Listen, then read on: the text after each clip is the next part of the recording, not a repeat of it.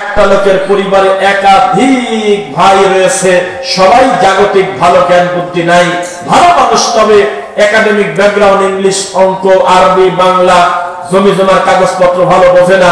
সবচেয়ে বড় ভাই তিনি হলো জমির আমিন। তার হাতে বিশ্বাসের সঙ্গে বলেছে, ভাই জমি জমা কিভাবে রাখবো, সবাই মিলে কাজ করে, তুমি যেটা ভালো হয় করো, গোটা গ্রামের লোকের জমির সমাধান তুমি দাও, আমরা কিছু বুঝি না, তোমার যেটা ভালো হয় করো। আল্লাহর কসম করে বলতেছি, লোকটার মৃত্যুর পরে প্রমাণ হলো এত কষ্ট করে তার ভাইয়েরা যত জমি করছে, তার বাপের সম্পত্তি সব মরে দেওয়ার আগে ওই লোকটা তার বোন নামে লিখে দিয়ে মরে গেছে। বাপদাদার সব কথা নেওয়া যাচ্ছে না। বাপদাদা খুব ঠান্ডা, খুব নিরীহ, গ্রামের মানুষ খুব সহজ সরল, কিন্তু জমি মাপতে গেলে বোঝা যায় যে কত বড় সহজ সরল। এক ভাই আরেক ভাই মাথা ফাটা দিয়েছে। গ্রামের লোক সহজ সরল কথা বলেন না। আপন মায়ের পেটের ভাই আর ভাই জমি ভাগ করতে গিয়ে দেখা গেল একজনের রান্নাঘরের অর্ধেক করে দেয়, দাঁড়ার উপরে কোদাল দিয়ে কাটি রান্নাঘর অর্ধেক কাটি ফেলছে, অথচ তাদের 30 বিঘা সম্পত্তি আরো আছে। এক ভাই আর এক ভাইয়ের ব্যাপারে জমি মাপতে গিয়ে দেখা গেল বিল্ডিং এর একটা কোণা পাওয়া গেছে, তখন সে বলতেছে আমি এখানেই নেব, সারা দুনিয়া দিলে নেব না, বিল্ডিং ভাঙতেই হবে। এই তো আপনার সহজ সরলতা। গ্রামের মানুষ আসরের নামাজের পর অধিকাংশ মুসল্লি চলে যায় বাজারে, মাগরিবের নামাজ পড়ে আবার চলে যায় বাজারে, ঈশার নামাজ পড়ে আসতেছে, মা মারা এতিমের মতো একটা মুরব্বী লোক, দাড়িওয়ালা লোক, টিভি আর ছবি দেখে, চার দোকানে ছবি দেখে, সিনেমা দেখে, আর হলো চা খায়। এই তো সহজ সরল। এই লোকগুলি সবে বরাত খাইছে, এই লোকগুলির ভিতরে মিলাদ ঢুকাইছে শয়তান, এই লোকগুলির ভিতরে বিভিন্ন বেদাতার কুসংস্কার ঢুকিয়েছে, জানে যে এরা দুনিয়ার ব্যাপারে পণ্ডিত, দিনের ব্যাপারে কিছুই বলে না। খবরদার, বাপ দাদার দোহাই দিয়ে কখনো কোরআন সুন্নাহ পরিত্যাগ করবেন না। ইনশাআল্লাহ বলবেন, আল্লাহ যদি বলে থাকে, নবী যদি কথা বলে থাকে, আমার এই জীবনে যত ভুল করিস না কেন, আমার আল্লাহ এবং নবীটাই ঠিক। বোঝা যাচ্ছে কিনা? মনে রাখবেন, মাকে চেয়ার থেকে টেনে তুলে দিয়ে শাসিকে বসতে দেওয়া যাবে না, এটা উচিত না। যার যার মর্যাদা তার তার রাখতে হবে। আল্লাহর কথা আসলে আপনি কিভাবে বলেন যে আমার পীর সাহেব তো করে নাই? যখন রাসূল বলতেছে খবরদার শরীয়তের নামে কোনো বেদাত করো না, তাহলে মিলাদ আপনি পড়েন কোন হিসাবে? প্রমাণ তো হয়েই গেল যে মিলাদের আবিষ্কার করতে শয়তান। দরুদ দিয়েছিল হলেন আল্লাহ সুবহানাহু ওয়া তাআলা। একবার দরুদ পড়লে 10টা গুনাহ ক্ষমা হয়, 10টা মর্যাদা বৃদ্ধি হয়, 10টা গুনাহ ক্ষমা করে দেয় আল্লাহ। আর আপনি কিসের ভিত্তিতে দরুদ বাদ দিয়ে আপনি মিলাদ পড়েন? আজকে বক্তব্যের একটা বিশেষ অংশে আমাদের আলোচনা থাকবে আহলুল হাদিসদের প্রতি আরোপিত মিথ্যাচারের জবাব, ইনশাআল্লাহ পড়েন। এই কোরআন মাজিদকে যদি আমি হাদিস বলি, আপনারা কি অমান্য করবেন কথা? অবশ্যই। এই কোরআন ও হাদিস, হাদিস না এটা? ও বোঝেন না আপনারা? কোরআন ও হাদিস অবশ্যই এটা কোরআন, অথচ এটা হাদিস। কিভাবে একটু বলি আপনাদের। হাদিস মানে কি বলেন তো দেখি? হ্যাঁ, ওহী কয় প্রকার? 2 প্রকার। আল্লাহ রাব্বুল আলামিন এই কোরআন মাজিদকে নিজে হাদিস বলতেছেন, মানে কোরআন তো অবশ্যই, বাল হুয়া কুরআনুম মাজিদ ইন্নাহু লাকুরআনুন কারীম, অবশ্যই এটা কোরআন। তবে হাদিসও বলছে আল্লাহ সবচেয়ে উত্তম হাদিস হলে আমার হাদিস, মানে কোরআন মাজিদ। বলছেন নাকি? নাযালা আহসানাল হাদিসি কিতাবা, আল্লাহ বললেন যে সবচেয়ে দামি হাদিস হলে আমার কিতাব, মানে কোরআন। অথচ রাসূলের সুন্নাহ হাদিস, হাদিস কিনা? এইটা আপনাকে বলি, কেউ যদি বলে আমি কোরআন মানি হাদিস মানি না, তাহলে সে কি ভালো মুসলিম, খারাপ মুসলিম? হ্যাঁ, মুসলিম আসলে কিভাবে এখানে? কেউ যদি বলে আমি আল্লাহকে মানি রাসূলকে মানি না, সে কি মুসলিম না কাফের? আপনার এই রাজশাহীতেই আছে, তাদের নাম হলো আহলে কোরআন আছে। ভাবতেছে শুধু কোরআন মেনে জান্নাতে চলে যাব, নবীর হাদিস সবই বাতিল, নাউযুবিল্লাহ। অথচ এত বড় কোরআন মাজিদে আত্তাহিয়াতু আছে, আত্তাহিয়াতু বাদ দিয়ে সালাম ফিরালে সালাত হবে নাকি? এত বড় কোরআন মাজিদে দরুদ ইব্রাহিমটা আছে, কেন বললাম দোয়া মাসুরা আছে, রুকুর তাসবিহ আছে, একুরে সিজদাতে কি করতে হবে, তিনটা সিজদার দোয়া আছে এখানে, সানা আছে, সানা সিজদা দুইটা দিতে হবে আছে, কুলি গড়গড়া করে করতে হবে তিনবার আছে। এত কিছু না থাকার পরেও এই কোরআন মাজিদ আল্লাহর কিতাব, তাহলে বোঝা গেল আরো একটা ব্যাপার আল্লাহর আছে, সেটা হলো মুহাম্মদুর রাসূলুল্লাহ সাল্লাল্লাহু আলাইহি ওয়াসাল্লামের আদর্শ। কারণ এই কোরআন সবচেয়ে ভালো যিনি বুঝেছেন, যার উপরে নাজিল হয়েছে, তিনি জানেন আকিমুস সালাত এটার বাস্তবতা কি, তিনি আদায় করে দেখিয়েছেন। ওটাও মানা ফরজ, এটাও মানা ফরজ। কেউ যদি বলে আমি বাপের সব কথা শুনবো কিন্তু মায়ের কথা শুনবো না, এটা কি সুসন্তান না কুসন্তান? কেউ যদি বলে আমি আল্লাহর কোরআন মানি কিন্তু নবীর হাদিস মানি না, ওটা আবু জাহেলের চাইতে বেশি খারাপ। এবার আপনাকে বলি, আমাদের দেশে এক ধরনের লোক আছে কিনা যে তারা নিজেদেরকে নাম দিয়েছে সুন্নি? নাম আছে সুন্নি। আচ্ছা, বানরের গলায় যদি একটা হীরার মালা দিয়ে দেন ভালো হবে না? বানরের গলায় যদি একটা স্বর্ণের একটা মালা দিয়ে দেন যার দাম 5 লক্ষ টাকা, এটা কত মিনিট টিকবে খোলা মাঠে একটু বলেন তো আমাকে। ওই যে একটা ভিডিও দেখলাম যে একটা নৌকাতে একটা গাধা আর হলো গাধার মালিক, কয়জন হলো? তো দুইজন হলো নদী পার হচ্ছে, মাঝখানে গাধা করছে কি একটা লাঠি দিয়ে তার মালিকের পানি ফেলা আছে। এখন গাধার তো উপকার হলো নাকি বলেন? উপকার নেই। ওর বাহাদুরি দেখাতে গিয়ে পা দিয়ে লাঠি, গাধার লাঠি দিয়ে তার নিজের মালিকের ফেলা দিয়েছে। এখনো নৌকানে যাবে কিভাবে করে? যে এই বেদাতিরা এত বড় খারাপ, তারা নিজেদের নামটা নিচ্ছে সুন্দর সুন্নি, আহলে সুন্নাত ওয়াল জামাত, কিন্তু আহলে হাদিসদেরকে গালিগালাজ করে, নাউযুবিল্লাহ। অথচ আমি বারবার বলতেছি না নেই, আহলে হাদিসরা হলো এই জমিনে ইসলামের পাহারাদার, যাতে ইসলামের ভিতরে কেউ শিরক আর বিদআত ঢুকাতে না পারে। ঢুকায় সেটা ভিন্ন কথা, কিন্তু কোনটা শিরক কোনটা বিদআত এইটা পাহারা দেওয়ার জন্য আল্লাহ আহলুল হাদিসদেরকে ফেরকায় না দিয়া এবং ভালোবাসেন, আমরা আশা করি। এই জন্য যুগে যুগে আল্লাহ পাহারাদার রাখেন।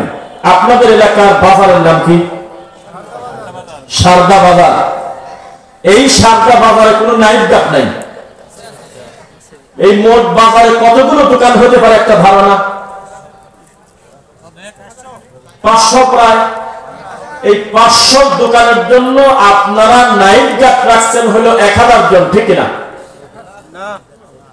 500 জন, 300, 200, 20 জন, 10 জন, 5 জন, সর্বোচ্চটা ধরলাম 5 জন 10 জন, এর বেশি আছে। এখন ভাগ করে দেন প্রতি দোকান প্রতি কয়জন পড়ে? শতকরা 1 জন পড়ে। কিন্তু শুধুমাত্র এই 2 জন 5 জন এত বড় বাজারে ঘোরে, তাদের হাতে কিন্তু সরকারি বড় কোনো পিস্তল নাই। স্বাভাবিক একটা লাঠি হাতে করে মাঝে মধ্যে 2 টাকা 10 টাকা দামের একটা বাঁশিতে ফু দেয়।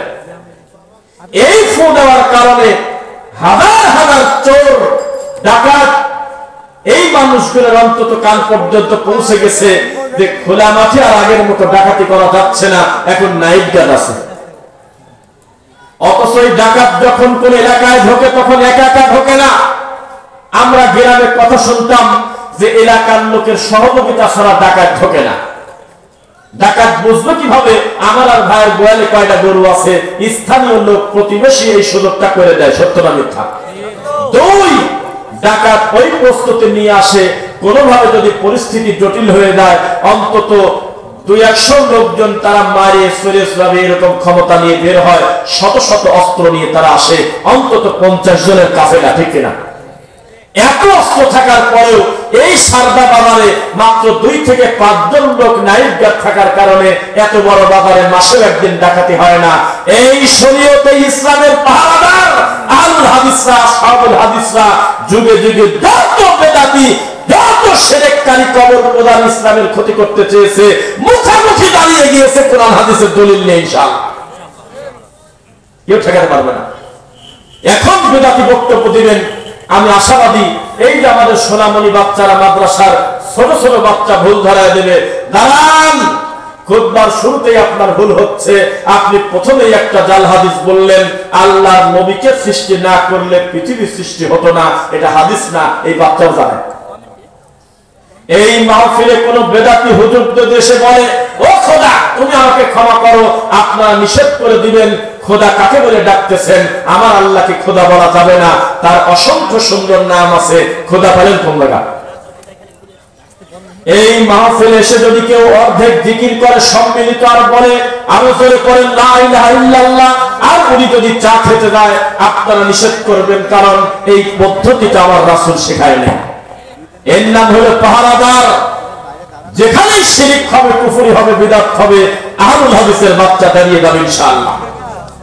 এইবার এক খেয়ালে তাকিয়ে থাকেন, একটা না পুরাটা আমি অভিযোগের জবাব দেব ইনশাআল্লাহ। 1 নাম্বার অভিযোগ, এই কট্টরপন্থী বিদাতিরা যাদের কাছে আল্লাহর রাসূলের সুন্নাহ নিরাপদ না, তারা আমাদের প্রতি অভিযোগ করে আমরা নাকি জিহাদের কথা বলি না। বলে যে আহলে হাদিসরা জিহাদের কথা বলে না। আমি বলি পৃথিবীতে এর থেকে মিথ্যুক, এর থেকে মিথ্যাচার আহলে হাদিসদের প্রতি আর হতে পারে না। আল্লাহর কোরআন মাজিদের প্রতিটা আয়াত আল্লাহর জমিনে সবচেয়ে যাদের কাছে নিরাপদ তারাই হলো আহলুল হাদিস, আমরা বিশ্বাস করি ইনশাআল্লাহ। এই কোরআন মাজিদে রয়েছে জিহাদের কথা। জিহাদ বানান করতে যতগুলো হরফ লাগে, একটা হরফও যদি কেউ অস্বীকার করে তাকে আমরা মুসলমান মনে করি না। আল্লাহর কোরআন যেমন আছে তেমনই থাকবে। কিন্তু আমাদের প্রতি মিথ্যারোপ করে কিভাবে জানেন? ওই যে আমাদের মাঝে মধ্যে রাস্তা অবরোধ করে দাঁড়াই না, সেজন্য আমরা জিহাদ করি না, এটা হলো বোঝায়। নারায়ে তাকবীর দিলে নিরীহ মানুষকে খেপায় দিয়ে আমরা মানুষের ঘর বাড়ি ভাঙি না, এটা হলো আমাদের প্রতি অভিযোগ। এই বেদাতিরা অকারণে নারায়ে তাকবীর দিয়ে চিৎকার দিয়ে মিথ্যা কথা বলে পাবলিকের রক্ত গরম করে, এটার নাম দিয়েছে বক্তার নামের শেষে জিহাদি। নামের শেষে কি আছে? জিহাদি। অথচ 500 টাকা যদি বেশি দেওয়া যায়, মরা মানুষের কাছে যা মোনাজাত করে হু হু করে কাঁদে। সামান্য একটু টাকা যদি বেশি দেওয়া যায়, এখন এই মুহূর্তে শরীয়তের হারামকে হারাম করে দেবে, হিল্লা বিবাহের মতো নোংরা কাজকে উনি বৈধ করে দিবে ফতোয়া দিয়ে, সেই লোকটার নামের পরে আসে জিহাদি হুজুর। এই দেশে একটা নাম করা জিহাদি আছে, যেই লোকটার আকীদা পীর সাহেব হুজুররা, আল্লাহর ওলিরা জীবিত থাকতে তার যেমন ক্ষমতা থাকে, মরে যাওয়ার পরে ক্ষমতারও বেড়ে যায়। এই হলো তাদের আকীদা। অথচ তাদের নামের পরে আছে জিহাদি। এইরকম জিহাদি দিয়ে কাজ হবে আপনার? জিহাদি হুজুর তাকে বলে যে চতুর্দিকে মাজার, সেখানে জালসার দাওয়াত পেয়েছে, এত করে মানা করলো যে মাজারের বিরুদ্ধে কিছু বলবেন না, আর পরে ওই মাজারের বিরুদ্ধে বক্তব্য দিচ্ছে। শিরক কাকে বলে বাপের বেটার মতো বলে দিচ্ছে কোরআনের আয়াত পড়ে। এর নাম হলো জিহাদ। এত করে লোকটাকে বলা হলো। আমাদের এলাকায় প্রায় সুদ প্রতিষ্ঠিত, ঘরে ঘরে আপনি সুদের ব্যাপারে বক্তব্য দিবেন না, উঠেই শুরু করছে সুদের বিরুদ্ধে। এত করে বলা হচ্ছে হুজুর সাবধান, যে স্টেজে আপনি বক্তব্য দিচ্ছেন, স্টেজের পিছনে কিন্তু একটা পীরের খানকা, ও ডাইরেক্ট বলতেছে ওটাকে বাড়ি ভাঙি দেন। এটাকে যদি পিতার সমান করতে পারেন তাহলে আল্লাহর কাছে পুরস্কার পাবেন। আল্লাহর নবী নিজে তার জামাইকে বলছিল তুমি কবরকে ভেঙে দাও, লম্বা কবর, পাকা কবর, উঁচু কবর। আর আমাদের দেশের এই বেদাতিরা মিলাদ যেন চলে সেরে মিলাদ পড়ে, জেনে চলে না সেরে না, আসলে মিলাদ করা ঠিক না। যেখানে যেমন পাচ্ছে সেখানে নোংরামি করে বেড়াচ্ছে, আর এই সার্টিফিকেট অর্জন করার জন্য মানুষের কাছ থেকে অনুভূতি নিয়ে তিনি নামের আগে পিছনে লকব লাগাচ্ছেন।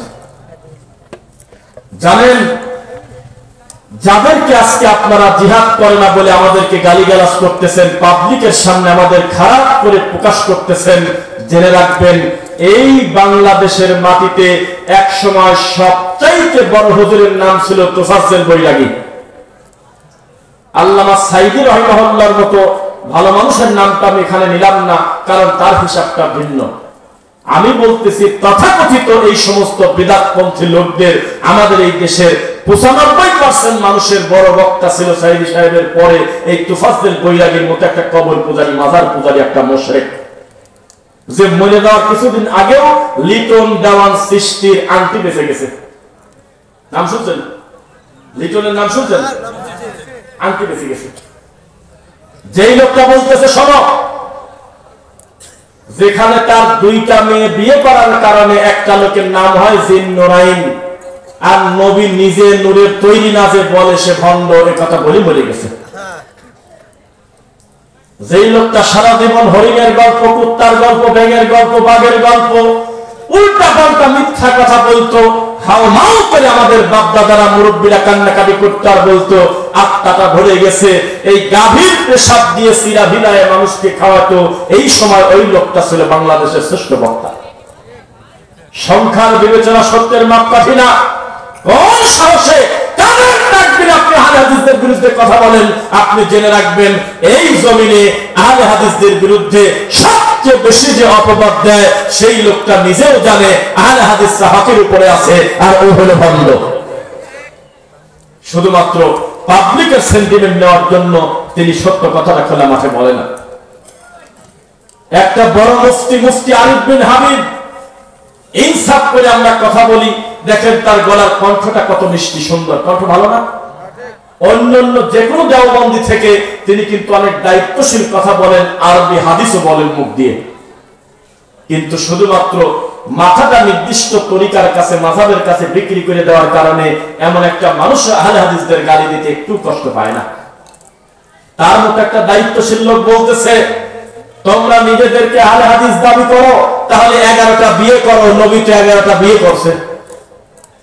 সাক্ষী দেন কেউ? শুনছেন কথা? আল্লাহর নবী দাঁড়িয়ে দাঁড়িয়ে পেশাব করেছেন, বুখারীর হাদিস সহিহ। তোমরা যদি আহলে হাদিস হও, এই হাদিসের উপরে আমল করে দেখাও তো দেখি। এই কথা বলতেছে তিনি আরিফ বিন হাবিব সাহেব, গোটা দেওবন্দির মাথার চাঁদ, অথচ খোলা মাঠে সেই কথা তিনি বলে দিলেন। অথচ এই প্রশ্নের, এই অপবাদের জবাব দিতে আমি রফিক বিন সাইদ আমার ভাঙা বিদ্যা দিয়ে টাইম নেব 2 মিনিট। কয় মিনিট? 2 মিনিট। এক, আল্লাহর নবী যে একাধিক বিবাহ করেছে, 11টা বিয়ে করেছে, আপনারা কি কেউ অস্বীকার করছেন? আমল হয়ে গেছে, আমল শেষ, আসলে আমল হয়ে গেল, এখন আমল হলো। আল্লাহর নবী দাঁড়িয়ে পেশাব করেছে, এটাকে অস্বীকার করছেন আপনারা কেউ? আমল শেষ। আমি পেশাব করে আমল করব, আমি 11টা বিয়ে করে আমল করব, এই কথা তো শয়তানও বলার কথা না।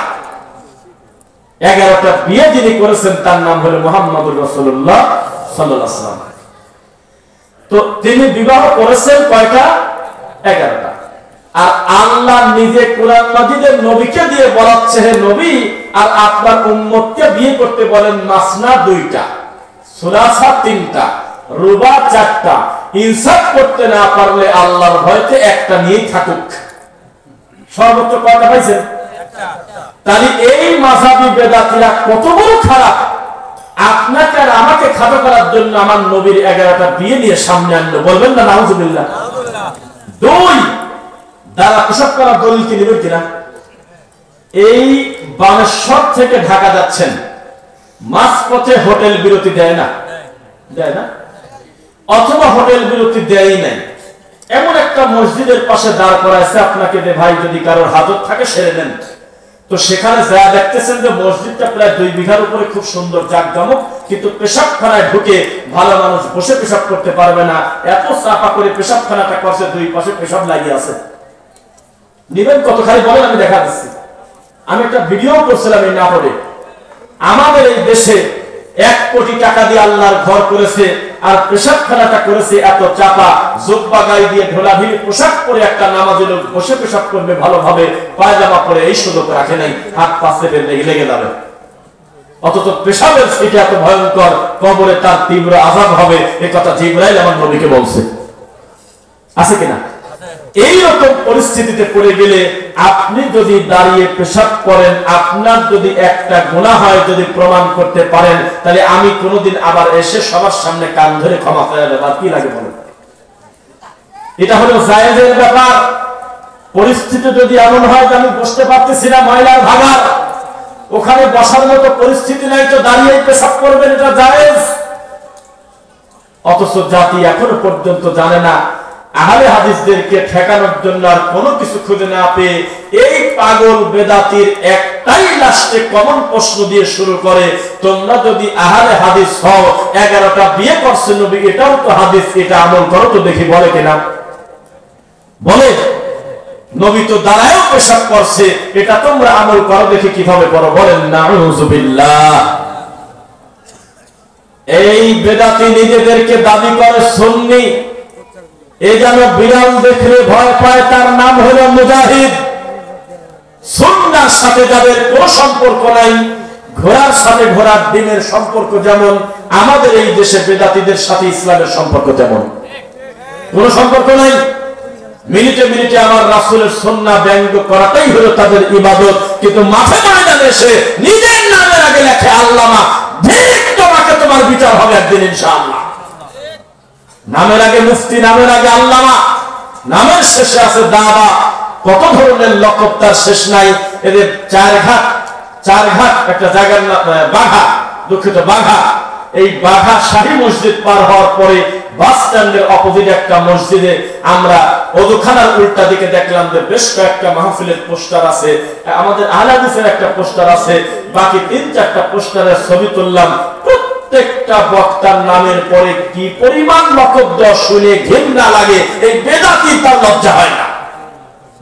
দাবা, হ্যাঁ, কাদ্দাসা আলাহুরু, তারপর লেখছে যে ওই কাদরি, তারপর নকশবন্দি, কত ধরনের লকব তার শেষ নাই। অথচ আহলে হাদিস মসজিদ দেখলে তাদের গা জ্বলে, তাদের মসজিদ আবার আহলে হাদিস হবে কি কারণ? বলে না? এই বেদাতির কোনো ইনসাফ নাই। এই জমিনে সুন্নাহ দেখলে তাদের কষ্ট হয়, সহ্য করতে পারে না, অথচ তারা আহলুল হাদিসদের গালিগালাজ করে। আমি গতকালকে একটা কথা বলেছিলাম, যেই গ্রামে আমরা ঢুকে পড়ি শিরক বেদাতের বিরুদ্ধে বক্তব্য দেই, ওই গ্রামের সবচেয়ে আগে খুশি হওয়ার কথা ছিল ওই গ্রামের ইমাম আর হুজুর আর আলেম মাওলানাদের। যে আমরা দুনিয়ার লোভে, টাকার লোভে হোক, এলাকার চাপে হোক, পীর সাহেবদের সিন্ডিকেটের কারণে হোক, আমরা সমাজে হক কথা বলতে পারি না। আজকে আল্লাহ আমার আরেক ভাইকে দিয়ে বলাচ্ছে, আলহামদুলিল্লাহ। এই কথা বলা উচিত ছিল কিনা? এই কথা না বলে ওই মাহফিল যাতে না হয় সেজন্য তারা মিলে, সবাই মিলে আল্লাহর কসম টিকাতে না পেরে শাহজাদপুর, কায়েমপুর, সরাতল জায়গার নাম গত পরশুদিন মাহফিলে আমার রানিং বক্তব্যে কারেন্টের লাইনের তার কাটিয়ে দিয়েছে। এখন এই বক্তব্য আছে 1 ঘন্টা 24 মিনিটের মনে হয়, আমি বলছি লাইভ চলুক, তার কাটিয়ে দিয়েছে। প্রথম 15 মিনিট 20 মিনিট কেউ বুঝতে পারে নাই আমি অন্ধকারী বক্তব্য দিচ্ছি। শেষ পর্যন্ত ইউনিয়ন, আপনার হলো বিএনপির ইউনিয়নের সেক্রেটারি, ওই ইউনিয়নের তিনি আমাকে বললেন যে আমিও প্রথমে মনে করছিলাম কোন কারণে পল্লী বিদ্যুতে হয়তো কারেন্ট নাই, পরে যোগাযোগ করে দেখি এই বেদাতির এই কাম করছে। কত হিংস্র বক্তব্য দিচ্ছে আমি আর ডক্টর ইমাম হোসেন, জায়গার নাম হলো পাবনা কাশীনাথপুর। রানিং বক্তব্যে মাইকের তার কেটে দিয়েছে বেদাতি, যাতে আমাদের বক্তব্য তাদের মা বোনরা শুনতে না পারে। এই বেদাতি কত বড় হিংস্র আপনি জেনে রাখবেন। নতুন বিয়ে করা বউ যেমন তার ভাসুরকে দেখলে লজ্জা পায়, এই প্রত্যেকটা বেদাতি আমার রাসূলের সুন্নাহ দেখলে লজ্জা পায়, ভয় পায়। এদের শরম নাই। এরা রাসূলের সুন্নাহ নিয়ে ব্যঙ্গ করে, ঠাট্টা করে, মস্করা করে। এই 2025 সালে এখনো পর্যন্ত বলতেছে যে দলিল লাগবে না, দলিল হলে আমি আনিসুর রহমান। দেখেছেন কেউ? দেখেন নেই। প্রশ্ন দিয়েছে, হুজুর আমি কি ইমামের পিছনে সূরা ফাতিহা পড়তে পারবো কিনা? আপনারা বলেন পারবেন কিনা? কথা বলেন পারবেন কিনা? সূরা ফাতিহা ইমাম হোক, মুয়াজ্জিন হোক, মুসল্লি হোক, জানাজা হোক, ঈদের নামাজ হোক, ফরজ হোক, নফল হোক, ফজর হোক, যোহর হোক, আসর হোক, মাগরিব হোক, ইশা হোক, প্রত্যেকটা রাকাতে সূরা ফাতিহা পড়তেই হবে, কারণ এটা হলো সূরাতুস সালাহ, এটা হলো নামাজের সূরা। বুঝতেছেন না মনে হয়? তাহলে ইমামের পিছনে সূরা ফাতিহা পড়া লাগবে কিনা? তো হুজুর বলতেছে যে সূরা ফাতিহা পড়া লাগবে না। ভুল হলো না সঠিক হলো? তখন যেই লোকটা প্রশ্ন করেছে তিনি বললেন, হুজুর এই কথাটা একটু আছে কোন হাদিসে, যদি একটু দলিলটা দিতেন। তখন উনি বললেন, দলিল আমি আনিসুর রহমান। আল্লাহর কসম, ঠান্ডা মাথায় বলতেছে, জি বলতেছে দলিল হলো আমি আনিসুর রহমান। দলিল কি আনিস? দলিল কোনটা? আল্লাহর কথা, কোরআন হাদিসের ওহী। অথচ ডাইরেক্ট তিনি বলতেছে আল্লাহর জায়গায় নিজেকে বসায়, নাউজুবিল্লাহ, যে দলিল হলো আমি আনিসুর রহমান। এইটা হলো আমাদের দেশের হুজুর। কত বিখ্যাত করে দিচ্ছে দিনটাকে। এক একটা সেলিব্রিটি হুজুর আহলে হাদিসদেরকে আহলে খবিশ বলে গালি দেয়, তাকে আনে হলো আপনার হুজুররা, আপনার গ্রামের লোক ৮০,০০০ টাকা দিয়ে। এই তো হুজুর, এই তো আল্লাহ, এই তো মাওলানা। মনে রাখেন, হ্যামিলিনের বাসিওয়ালা প্রথমে নিয়েছিল ইঁদুর, কি নিয়েছিল? তারপরে নিয়েছিল ওই এলাকার, ওই মহল্লার, ওই জেলার, ওই শহরের সমস্ত শিশু বাচ্চাকে। কাল্পনিক আমরা জানি, ঠিক তেমনি এই বেদাতি প্রথমে নিয়েছিল মিলাদ, প্রথমে নিয়েছিল শবে বরাত, প্রথমে নিয়েছিল কুলখানি। ইনশাআল্লাহ আমাদের ঈমান বলে এই বেদাতির আচরণ দেখে আর তার কর্ম দেখে একদিন ঈমান নিয়ে চলে যাবেই যাবে, যাবেই যাবে। এই বেদাতের কোনো শরণ নাই। বেদাত যখন সমাজে প্রতিষ্ঠিত করে দেয়, তখন ওই মানুষদের প্রতি আল্লাহর গজবে, আল্লাহর নবীর সুন্নাহ সেখান থেকে উঠে যায়। বিশ্বাস করেন আপনারা? উঠে যায়। এবার একটি কথা বলি, আহলে হাদিসদের প্রতি এক এক করে জবাব দেই। আহলুল হাদিসদের প্রতি ২ নাম্বার অপবাদ, ২ নাম্বার অপবাদ, আমরা আমাদের নবীকে মৃত নবী বলি, এই জন্য আমাদের প্রতি তাদের অপবাদ আছে কিনা? অথচ জেনে রাখেন, আল্লাহ সুবহানাহু ওয়া তাআলা আপনার মৃত্যুর পরে আপনিও জীবিত হবেন, তবে সেই জীবিত থাকা কি দুনিয়ার জীবিতের মতো? আল আম্বিয়া ওয়া আহইয়াউন ফি কুবুরিহিম ইউসাল্লুন। প্রত্যেক আম্বিয়া নবীরা কবরে জিন্দা এবং সালাত পড়ে, তবে কি ফজরের মতো আর মাগরিবের মতো এটা মনে হলো আপনার? আমাদের মতো ইকামত দিয়ে, আমাদের মতো গঠন, আমাদের মতো কর্ম, আমাদের মতো ইবাদত, এটা আপনার মনে হলো কিভাবে? ইবাদত চলে দুনিয়াতে, আর এর হিসাব নিকাশ চলে মরার পরে। ওই কবরে নামাজ, রোজা, হজ, যাকাত আদায় করার জায়গা কেন তারা বোঝে না? আল্লাহর নবী মৃত্যুবরণ করেছেন, এ কথা কোরআন বলেছেন, ইন্নাকা মাইয়িতুন ওয়া ইন্নাহুম মাইয়িতুন। হে নবী, আপনিও মারা যাবেন, তারাও মারা যাবে। আবু বকর রাদিয়াল্লাহু আনহু দেখলেন আল্লাহর নবীর মৃত্যুর পরে উমর রাদিয়াল্লাহু আনহু তিনি মেনে নিতে পারতেছেন না, তিনি বসে না, তিনি দাঁড়ায় থাকেন। তখন দেখলেন অবস্থা খারাপ, যে কোনো সময় ২-৩টা ভাগ হয়ে যাবে, সমাজের মানুষ উল্টা বুঝবে, শরীয়তটাকে কঠিন মনে করবে। তখন আল্লাহর নবীর সাহাবী আবু বকর ওমরের সামনে গিয়ে বললেন, ইয়া ওমর ইজলিস, হে ওমর বসে পড়ো। ফাআবা ওমর, ওমর অস্বীকার করলেন, আমি বসবো না। হে ওমর তুমি বসে পড়ো। ওমর বললেন, ফাআবা ওমর, আমি বসবো না, অস্বীকার করে বসলেন। তিনি মানতে পারতেছেন না যে আমার নবী দুনিয়াতে নাই, পরিস্থিতি জটিল।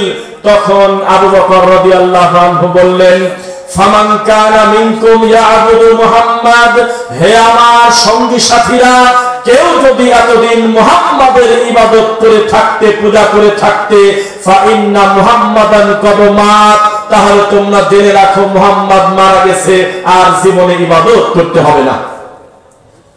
যেহেতু এতদিন মুহাম্মদ আছে, ইবাদত আছে, মুহাম্মাদের ইবাদত করে যদি থাকতে সাল্লাল্লাহু আলাইহি ওয়াসাল্লাম, ফা ইন্না মুহাম্মাদান কদ মাত, তাহলে ইবাদত বন্ধ করে দাও, মুহাম্মদও নাই, ইবাদতও নাই। ওয়ামান কানা ইয়াবুদুল্লাহ, আর যদি কেউ এতদিন আল্লাহর ইবাদত করে থাকতে ফাইন্নাল্লাহা হাইয়্যুন লা ইয়ামুত, তাহলে আমার আল্লাহ এই আমার নবী জিন্দা থাকতে যেমন ছিল মরার পরেও তেমন আছে। তোমরা বসবে কিনা তাই বলো, তখন বসে বসো। কথা বুঝতেছেন নাকি? আমাদের কিন্তু সংখ্যা বড় জরুরি না, যতক্ষণ পর্যন্ত কথা বলবো আল্লাহর কথা এবং রাসূলের কথা হবে ইনশাআল্লাহ। তাহলে আমাদের প্রতি 2 নম্বর অপবাদ গেল। 3, আমরা নাকি দরুদ পড়ি না, বলে কিনা? আহলে হাদিসরা দরুদ পড়ে না। হ্যাঁ, শেখ সাদির বানানো বালাগাল উলাবের শিরকি কবিতা পড়ে না, কথা ঠিক। মানুষের তৈরি করা ইয়া নবী বলে রাসূলকে ব্যঙ্গ করে দাঁড়িয়ে দাঁড়িয়ে হু হু করে কান্না করা, এটা আমরা করি না, এই কথা ঠিক, আমরা স্বীকার করলাম। আমরা যেই দরুদটা পড়ি সেই দরুদ পড়লে 3টা লাভ: গুনাহ ক্ষমা হবে, মর্যাদা বৃদ্ধি পাবে এবং অতিরিক্ত নেকি যোগ হবে আমলে। এর নাম হলো দরুদ, এর নাম হলো মুহাম্মদ সাল্লাল্লাহু আলাইহি ওয়াসাল্লামের প্রতি দরুদ পড়া। 4, এই বেদাতীরা বলে আমরা আল্লাহর ওলিদেরকে মানি না, বলে কিনা? আল্লাহর ওলিকে ওই যে ভারত থেকে আসে পীর, ওই যে অমুক খেতা বাবা, ডট বাবা, শিকল বাবা, বদনা বাবা, এই কোথাকার কোন জন্ডিস বাবা, সোলেমান সালেন্টা, লালানো তাদের কাছে ইলা, এইরকম সিরিয়ালে যে যে মুরিদ যেই যে পীরকে ভালোবাসে তারা তাদেরকে আল্লাহর ওলি মনে করে। আমি একটা মাহফিলের পোস্টারে দেখেছিলাম, বিবারিয়া বালসারামপুরে দেখলাম আল্লাহর ওলি হযরত মাওলানা, এরকম একটা লকব দেওয়া। তো পোস্টারটা আমাকে দেখাচ্ছে আর বলতেছে আমাদের মাহফিল একটু ঘোষণা দিয়ে দিয়েন, কারণ মুরব্বী আমাকে চেনেও না, বোঝেও না, মোবাইলও হাতে নাই। এই জালসার পরে আরেক জালসার ঘোষণা এরকম আশপাশের মাহফিলের হয় না, তো ঘোষণা দিতে বলতেছে। তখন আমি দেখলাম আল্লাহর ওলি, নবীর বংশ, নবীর আওলাদ, তারপরে তার নাম দেওয়া আছে। তখন আমি সবার কাছে বললাম যে আচ্ছা, উনি যে আল্লাহর ওলি, উনি ঠিক পাইল কিভাবে? জবাব আছে? আমি বললাম যে মুরিদকে জিজ্ঞাসা করলাম যে শোনেন, পীর সাহেবকে কাগজে লিখে দিবেন কি কি বিষয় করলে বোঝা যায় আপনি প্রথম কোন দিন ঠিক পাইছিলেন যে আপনি বর্তমানে আল্লাহর ওলি, এটা বোঝা যায় কিভাবে? জান্নাতের সুসংবাদ প্রাপ্ত হওয়ার পরেও কান্নাকাটি করে, হে আল্লাহ, যেই সার্টিফিকেট তুমি দিয়েছো, আমার কোন আচরণ যদি খারাপ হয়, আমি যদি শিরক করি, আমল বাতিল করে, ওই সার্টিফিকেট ক্যান্সেল করার ক্ষমতা তোমার আছে। সারাটা জীবন তারা কান্নাকাটি করেছেন। আর এই পীর সাহেবরা বুঝলো কিভাবে যে বর্তমানে তারা আল্লাহর ওলি, তার মানে খেলাফতি যে দেশে সে হলো শয়তান। ভালো মানুষ পীর হয়েছে ইতিহাস নাই। এরপরে আরেকটি ঘটনা সুন্দর করে বলি, খেয়াল করবেন। হযরত শাহজালাল রহমতুল্লাহ আলাইহির নাম শুনছেন কারা কারা? শুনছেন? এই শাহজালাল রহমতুল্লাহ আলাইহির ব্যাপারে আমাদের দেশে ছোটবেলায় ওয়াজ শুনছে, আমাদের বক্তারা, হুজুররা ওয়াজ করতো। ইনি এসেছিলেন আমাদের দেশে ইসলাম নিয়ে, দাওয়াত নিয়ে, যখন গৌর গোবিন্দর চাপে গরু জবাই করা পর্যন্ত আমাদের দেশে নিষেধ ছিল। শুনছেন মুরব্বীরা না? গৌর গোবিন্দর চাপে আল্লাহু আকবার বলে গরু জবাই করা যায় নাই, প্রকাশ্যে সালাত আদায় করা যায় নাই। এই গৌর গোবিন্দের বিরুদ্ধে তিনি সারাটা জীবন জিহাদ করে মরে গেছে। এই বক্তব্য দিল যেই হুজুররা, ওই হুজুররাই পরবর্তীতে বলতেছে যে শাহজালাল রহমতুল্লাহ আলাইহি, বাবা তুমি আমাদের একটা ছেলে দাও। উনি কবে বলেছে আমার খানকা দাও এখানে, মাজার দাও এখানে? এইভাবে তারা মিথ্যা বলে এক পরে এক। এই জন্য বলি, বেদাতি পড়লোটা কি আর মানুষের বলল কি? ওরা খুতবার ভিতরে বলে কুল্লু বেদাতিন দলালা, আর বলে যে নামাজের পরে বসবেন মিলাদ আছে। বলে কুল্লু বেদাতিন দলালা মানে হলো মিলাদকে দাফন করো, কুলখানিকে দাফন করো, নামাজের পরে মাথায় হাত দেওয়াকে দাফন করো, নামাজের পরে সম্মিলিত মুনাজাতকে দাফন করো, সমাজে যত বিদআত শিরক আছে বন্ধ করো। এই আয়াত পড়ে আমরা বুঝলাম, হাদিসটা পড়ে, পৃথিবীতে বেদাতের কোনো জায়গা নাই। বেদাত মানেই গোমরা, আর গোমরা মানেই তার পরিণতি জাহান্নাম। আর এই হুজুর খুতবা শেষ করার আগে বলে কুল্লু বেদাতিন দালালা, এরপরে বলতেছে যে নামাজের পরে বসবেন মিলাদ আছে। তাই পণ্যটাকে মুখ দিয়ে আর খোলা মাঠে এসে বলে থাকি। মনে রাখবেন, যেই মুফতি বুখারী খতম করেছিল একদিন, কিন্তু খোলা মাঠে এসে সবাইকে নিয়ে মিলাদ পড়ে, বেদাত করে, তাবিদের ব্যবসা করে। আমরা তাকে মুফতি মনে করি, তবে তার নামের আগে দেই হলো কানা মুফতি। কি মুফতি বলেন? কানা মুফতি। কানা মুফতি না হলে এই হাদিসগুলো তিনি পড়ার কথা। কানা বললেও তো অস্বীকার করা হয়, কানাদেরকে খাটো করা হয়, অন্ধদেরকে। কারণ এই দেশে বহু অন্ধ আছে যারা কোরআন মাজিদের হাফেজ, আছে কিনা? কিন্তু এমন অন্ধ তারা যাদের ব্যাপারে সূরা তাহা 20 নম্বর সূরা আল্লাহ বলেছেন, আউযু বিল্লাহি মিনাশ শাইতানির রাজীম, ওয়া মান আ'রাদা আন যিকরি ফাইন্না লাহু মাঈশাতান দানকা ওয়া নাহশুরুহু ইয়াওমাল কিয়ামাতি আ'মা। বিচারের মাঠে একদলকে আল্লাহ অন্ধ করে তুলবে, যারা আল্লাহর আয়াতকে ভুলে গিয়েছে, আল্লাহর আয়াতকে অস্বীকার করেছে, আল্লাহর জিকির ভুলে গিয়েছে। তাদেরকে আল্লাহ কি করে উঠবে বলেন তো দেখি? অন্ধ। তারা বলবে, ক্বালা ইয়া রাব, হে আল্লাহ, লিমা হাসারতানি আ'মা ওয়া ক্বাদ কুনতু বাসীরা। হে আল্লাহ, দুনিয়াতে চোখ ভালো ছিল, এখন কানা হলাম কিভাবে? ক্বালা কাযালিকা আতাতকা আয়াতুনা ফানাসিতাহা। বলা হবে যে বিচারের মাঠে দুনিয়াতে তোমরা আমার কথাকে ভুলে গিয়েছিলে, ওয়া কাযালিকাল ইয়াওমা তুনসা, আজকে তোমাদেরকে ভুলে যাওয়া হলো। যারা বিদআত করে, এত করে বলি, বিদআত করলে কিন্তু আমল কবুল হয় না, হয় আমল হয় না। দুই, বিদআত করলে কিন্তু আল্লাহর রাসূলের কাছ থেকে হাউজে কাউসারের পানি পাওয়া যায় না, যাবে? এরপরেও কি আমাদের দেশে বিদআত আছে?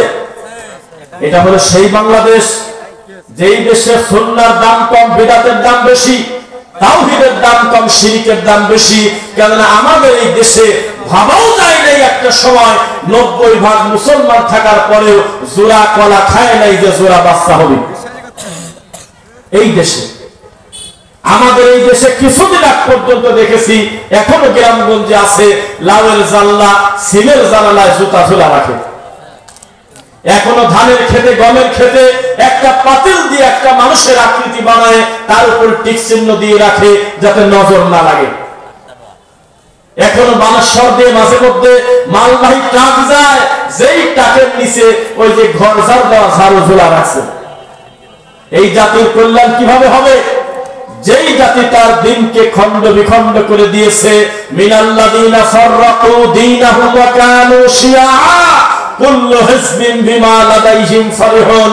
আল্লাহর দিনকে তারা টুকরা টুকরা করে ভাঙে, তবে প্রত্যেকে তাদের দল নিয়ে তৃপ্তি লাভ করে। শোনেন, আজকে কথা বলি, আহলে হাদিসরা দিন দিন আমরা বলি, হে আল্লাহ তোমার প্রশংসা। কারণ যেই গ্রামে কল্পনাই করতে পারি নাই যে বক্তব্য দিয়ে ফেরতে আসা যাবে, সেই এলাকার প্রতিটা মসজিদে আল্লাহ বলা দলিল বলার পরে এমন জোরে আমিন বলে, বোঝা যায় না যে এটা হানাফি মসজিদ। হে আল্লাহ, যেই গ্রামে কিছুদিন আগে দেখেছি পীর ফকির বাদ দিলে কিছু থাকে না, সেই গ্রামে পর্যন্ত দিন বোঝা শত শত যুবক তৈরি হয়ে গেছে, আলহামদুলিল্লাহ। হে আল্লাহ, যেই সমস্ত মানুষ মাজারের খাদেম ছিল, পীর ফকিরকে সিজদা দিয়েছে, এই মানুষগুলো দিনে দিনে কোরআন হাদিস মেনে নিচ্ছে। আহলুল হাদিসদের সংখ্যা বাড়তেছে না কমতেছে বলেন?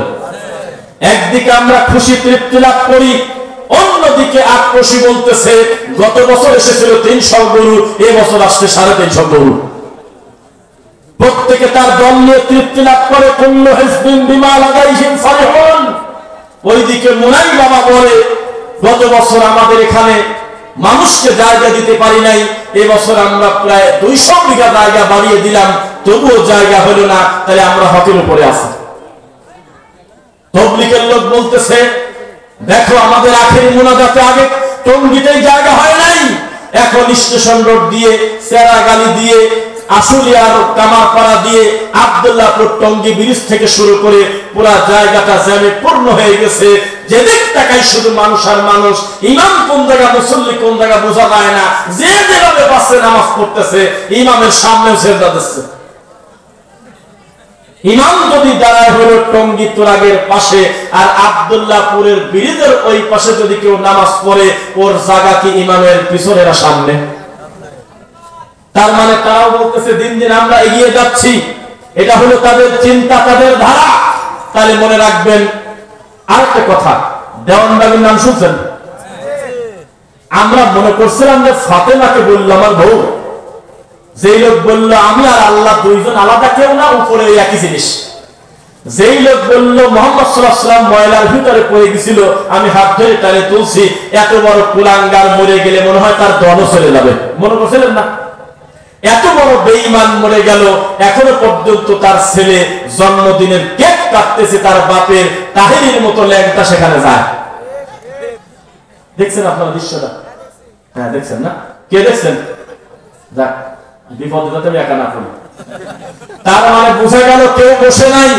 আমাদের পাবনাতে একটা কথা মাঝে মধ্যে বলে যে পাগল বসে নাই, কেউ বসে নাই। প্রত্যেকে যার যার দল তরিকা নিয়ে খুশি আছে। তারা কেউ বলে না যে দেওয়ানবাগী এত ক্ষতি করে দিয়ে গেল, আমরা তার মরার পরে দেওয়ানবাগীকে তালাক দিলাম, কেউ বলে না। আরো দিন দিন মুরিদ তার কাছে যাচ্ছে। মনে রাখবেন, সংখ্যার বিবেচনা সত্যের মাপকাঠি না। আপনার ওই বড় হুজুরকে আমরা বলে দিয়েছি কয়েকদিন আগে, যেই বড় হুজুরের ডাকে লাখ লাখ লোক জড়ো হয়ে যায় মাহফিলে 2 দিন আগে, ওই বড় হুজুরের ইমানের গতি এখনো ওই পর্যায়ে আসে নাই যে সমাজে ইমান বিধ্বংসী 10টা শিরকের নাম মুখ দিয়ে বলবে, এই ক্ষমতা তার নাই। হলে পরবর্তী মাহফিলে লোক অর্ধেক হয়ে যাবে। যেই বক্তার নামের উপরে যে পরিমাণ মানুষ আসে তা আমরা জানি না, তবে মাইক্রোফোন তার সামনে যতগুলো থাকে অতগুলো মানুষ আমার সামনে নাই। এত বড় হুজুরের ক্ষমতা নাই, বুকের পাটা নাই। মিলাদ পড়া হলো বেদাত, এই কথা মুখ দিয়ে বলে, কারণ জানে যে এই সত্যি কথা স্বীকার করলে পরবর্তী ওই নোয়াখালীর মাহফিলে লোক অর্ধেক চলে যাবে। নাস্তিক তার ভাই, হিন্দু তার ভাই, এ কোন ধরনের যন্ত্রণায় পড়লাম?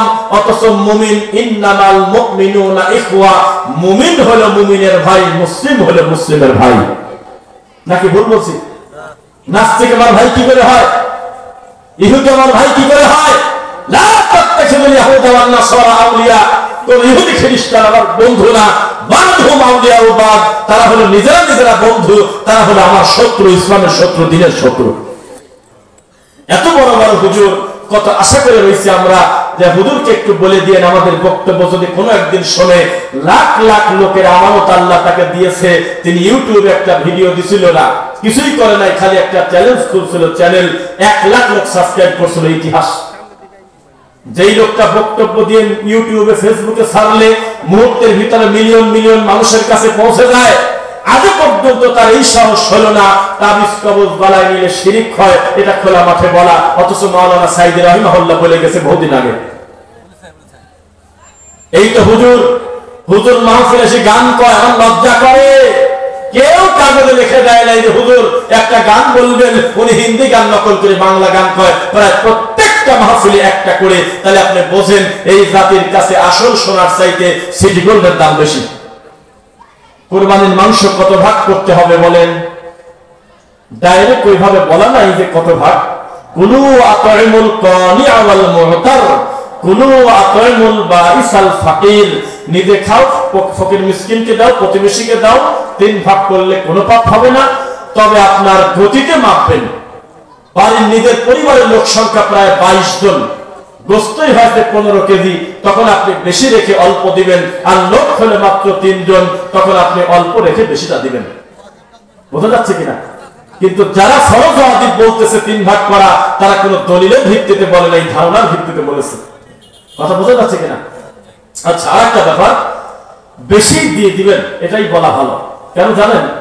যেই লোকটা কুরবানির মতো এত বড় একটা দামি জিনিস কিনে কুরবানি দিতে পারে, ও বাকি সময় 2 কেজি গোশত কিনেও খেতে পারে।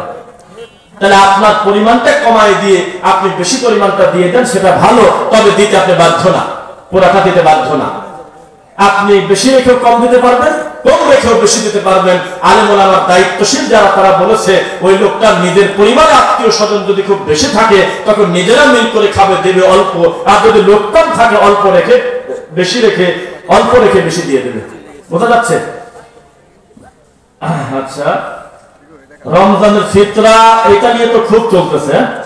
ইন্ডিয়ায় আমাদের কিছু সালাফি আলেম দ্বিমত করেছে, বলছে না, নবীর সময় ছিল দিরহাম দিনার, তো টাকা দিয়ে দিলে অসুবিধা নাই, এটা একটা মত তারা দিয়েছে। তবে অধিকাংশ জমহুর বললে বা অধিকাংশের মতামত বললে ভুল হবে না, দায়িত্বশীল অধিকাংশ আলেম, সেটা বাংলাদেশের বলেন, পাকিস্তান বলেন, সৌদি আরবের ফতোয়া বোর্ড বলেন, সেখানে খাদ্যদ্রব্যের তাআম, যেহেতু ডাইরেক্ট খাদ্যদ্রব্য শব্দটা উল্লেখ করা, খাদ্যদ্রব্য দিয়েই ফিতরা দেওয়াটা উচিত, এটাই বেশি সুন্নাহর কাছাকাছি। মনে থাকবে। 3, যখন বিকল্প খুঁজে পাওয়া যাচ্ছে না তখন ভিন্ন কথা, যে নাই আমি কি করব। কিন্তু যখন ব্যবস্থা আছে খাদ্যদ্রব্যের, একটা কথা বলি দাঁড়ান, ডক্টর মানজুর ইলাহীর নাম শুনেছেন, হাফিজাহুল্লাহ। তিনি বলছেন, আমি ওইভাবে ভালো করে শুনি নাই, তবে তার নামে একটা লেখনী আছে সুন্দর, ফেসবুকে মাঝে মধ্যে আসে। কাউকে যদি ফিতরার চাউল দিতে চান, সে যদি বলে আমি চাল দিয়ে কি করবো, যদি না নিতে চায় তাহলে বুঝবেন যে তার দরকারই নেই, আপনি নিয়ে চলে আসেন, তার সে হকদার না, তার দেওয়ার দরকার নেই। পন্ডিতি করে কয় কি, আমি কি ঈদের দিন চাল খাবো? তোমার ঈদের পরে চাল কিনা লাগে না কোনোদিন? আর 30-50 হয়ে যায়, অসুবিধা কি আছে? এটা অসল কিছু না, এটা তোমার হক। তোমার হকটা তুমি খাবে না কি করবে সেটা তোমার ব্যাপার। তবে আল্লাহ অনুমতি দিয়েছে, নবী সাল্লাল্লাহু আলাইহি ওয়াসাল্লাম বলেছে, তাআম খাদ্য উল্লেখ করে দিয়েছে, কয়টা জিনিস খাদ্যদ্রব্য দিয়ে দাও, কিশমিশ, জব, পনির, গম, তারপরে আটা, চাউল, যে যে মানের খায় সেই মানের কয় কেজি দেবে? হ্যাঁ, আরে কি কয়, 1.5 কেজি কয় কিনা, প্রায় 3 কেজির মতো দিয়ে দেন, অসুবিধা কি আছে? বছরে একটা বাড়ি দেওয়া, 2.5 কেজির উপরে দিয়ে দিবেন, ইনশাআল্লাহ হক আদায় হবে। শবে বরাত, শবে মিলাদের রোজা কোন আমল করা যাবে কি? আপনারা বলেন কি? শবে মিলাদ হলো আকীদাগত আমল, কথা বোঝেন না? শবে বরাত কিসের আমল? কেউ যদি বলে নবী মিরাজে গেছে উপরে, এটা আমি মানি না, সে কি মুসলমান না কাফের?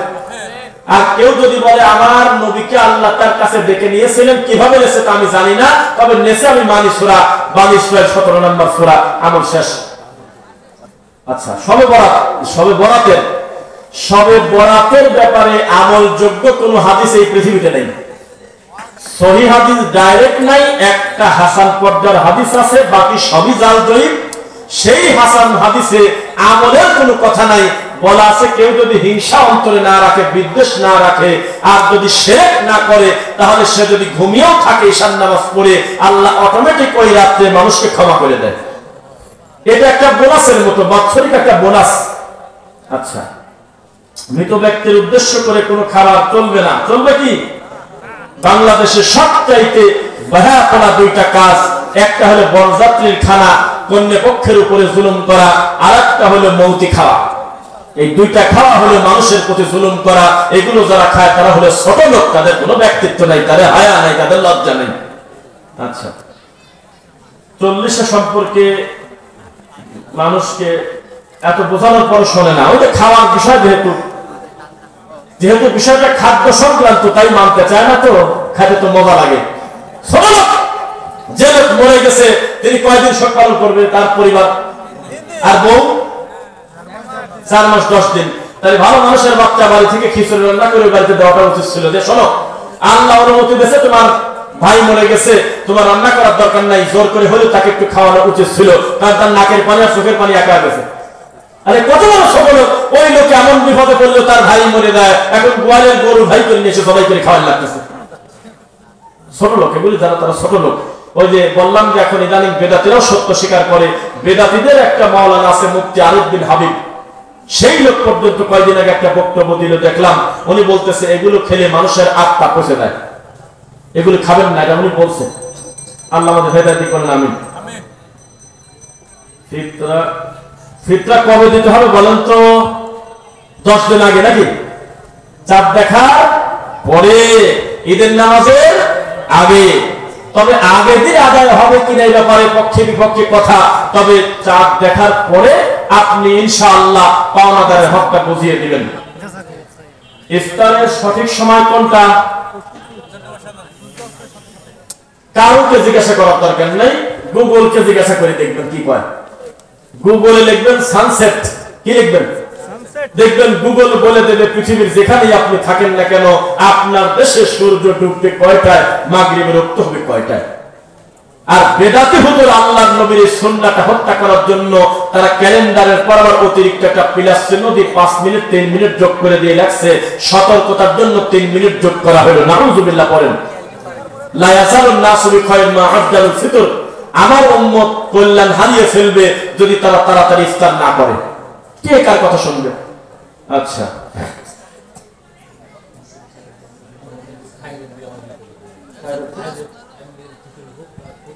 আচ্ছা বলতেছি ঠিক আছে। আচ্ছা শোনেন, শোনেন সালাতুত তাসবিহ সালাত সম্পর্কে সালাফে বিদ্বানরা অনুৎসাহিত করে, উৎসাহ দেয় না যে নামাজে দাঁড়িয়ে করগুনে গুনে এত কিছু করা লাগবে। তারা নফল সালাতের ব্যাপারে বলে যে নফল সালাত করেন। সালাতুল রাসূল বইটা আছে কার বাড়িতে? ও আছে তো সবার বাড়িতে।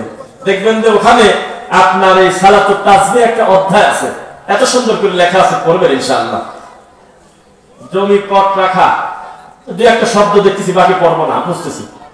জমি কট রাখা হলো এই রাজশাহী চাপাইল লোক মাঝে মধ্যে কি করে, এখনো আমের ভালো করে মুকুলে আসে না, এই পাতায় 3 বেচা দিয়ে দিতেছে। এটা হারাম। পুকুরের পানি বিক্রি করা হারাম। পানি বিক্রি করবেন কিভাবে? ভিতরে কত মাছ আছে আন্দাজে আমি ভাইকে বলে দিলাম যে 12 মণ আছে, 3 মণ নাই, কি হবে? বিপদ না? আর 12 মণ মনে করে দিলাম 200 মণ আছে। এই মাছ যখন দেখবে ভাই চেষ্টা করবে। আল্লাহ কারোর প্রতি জুলুম করে? আগে পণ্য কোন জায়গায় নিয়ে আসে আমি দেখে দেখে দাম বলবো। এই মুকুল দেখতেছি লাখ লাখ কোটি কোটি মুকুল আছে, কত ঝড় বৃষ্টির পরে কয়টা টিকবে তা কিন্তু বলা যাচ্ছে না। তাহলে আপনি কিসের ভিত্তিতে লাখ লাখ কোটি কোটি টাকা বিক্রি করে দিলেন? জায়েজ করতে চাইলে আপনি বহু কিছুই করতে পারবেন। ফতোয়া যদি পরিবর্তন করতে চান তাহলে 5ই আগস্টের আগের ফতোয়া আর 5ই আগস্টের পরের ফতোয়া অনেক কিছু কম বেশি হয়। বহু লোকে খোসা বদলাইছে, আমরা দেখছি তো। এই তাদের সাথে যোগসূত্র হয়ে পদ নিয়ে বসেছিল টুপিওয়ালা লোক, যেই চলে গেছে ওর বিরুদ্ধে মিছিল করতেছে। আসলে কোন মাল বোঝা যাচ্ছে না। এই জন্য আপনি অস্পষ্ট যাবেন না, পণ্য বিক্রি করবেন যে ভাই তুমি দেখো আমার ফলটা 200 টাকা, দেখো এই হলো অবস্থা, দাম ধরে তুমি নাও। আর 2, এইরকম লোক আছেই সমাজ, আমি জানি না, এখন মনে হয় কমে গেছে।